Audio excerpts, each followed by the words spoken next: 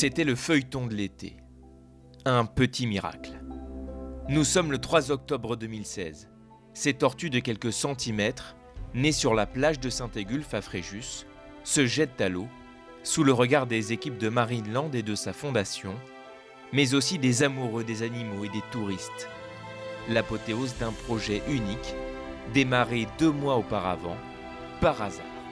J'ai été contactée le 3 août dernier par une personne qui me dit avoir des photos d'une tortue qui est montée sur le sable, sur la plage de Saint-Égulphe. Quand je vois les photos, je me dis mais c'est incroyable, c'est vraiment étonnant, est-ce que cette tortue est montée sur le sable pour pondre?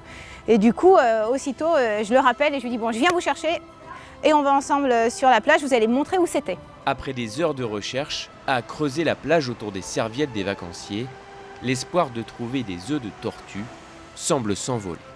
À un moment donné, on s'est dit bon, bah, elle n'a pas dû pondre. Et puis, à force de chercher, on est tombé sur le nid, effectivement.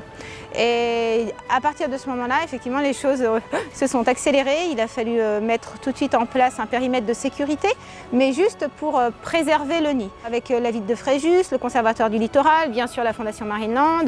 Et ensuite, il s'est créé tout un réseau de bénévoles. On a eu le concours du Madestel juste à côté, qui nous a énormément aidés aussi. Et tous ensemble, donc, on a mis en place un système de surveillance jour et nuit. Encadré par le réseau Tortues Marines de Méditerranée, toute l'équipe s'est relayée pendant plusieurs semaines pour surveiller les œufs. On a passé des nuits à essayer de lutter contre la mer qui remontait, à mettre en place des planches de bois. D'ailleurs, les vagues tapaient contre les planches de bois et repartaient pour essayer de protéger le nid. Du coup, ça devenait vraiment compliqué au niveau du vent et des vagues de la mer qui montaient, au niveau des pluies, on est rentré dans la saison des pluies, et au niveau des températures. Et du coup, il a été décidé, donc avec le réseau, d'intervenir sur le nid, à savoir d'essayer d'ouvrir le nid et de voir ce qu'il se passait, s'il y avait eu développement embryonnaire, à quel stade on était, sachant qu'on était complètement dans la période possible d'éclosion. L'équipe se rend alors compte qu'une éclosion de tortue est possible et décide de protéger les œufs dans une boîte incubatrice. On a décidé au final de les mettre dans une boîte en polystyrène qui allait recréer justement le confinement du nid. Et la boîte est restée sur place, enterrée à 70 cm de profondeur, qu'on a recouvert de sable et de matériaux isolants pour essayer de maintenir une température suffisamment haute. On cherchait à obtenir 30 degrés à l'intérieur du nid. Pour obtenir cette température nécessaire à l'éclosion des œufs, l'équipe a dû innover. Un tapis chauffant et un panneau solaire ont été installés sur place, à même le sable, pour provoquer l'événement tant espéré. Quelques jours après, ont eu lieu les premières éclosions. Bon, ça, c'était vraiment incroyable, parce que tout ce qu'on a fait tout au cours de cette mission, on ne savait pas si les œufs étaient fécondés ou pas, au final. Et du coup, quand on a vu les premières éclosions, c'était vraiment incroyable. Donc, en tout, il y avait plus de 70 œufs, avec des développements embryonnaires, mais les développements embryonnaires se sont arrêtés à différents stades. Ça, c'est probablement lié aux paramètres environnementaux.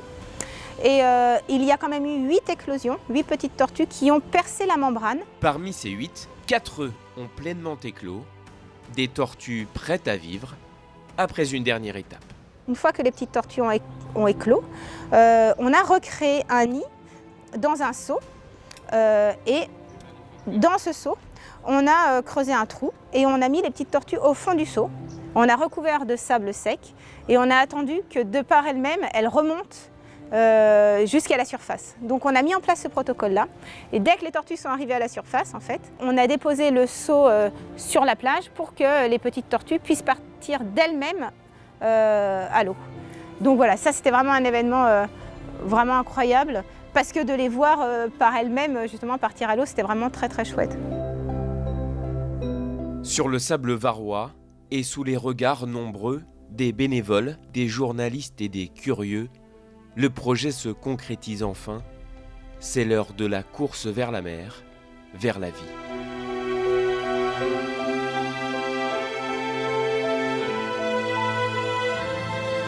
Sur la Côte d'Azur, on n'avait pas vu ça depuis des décennies.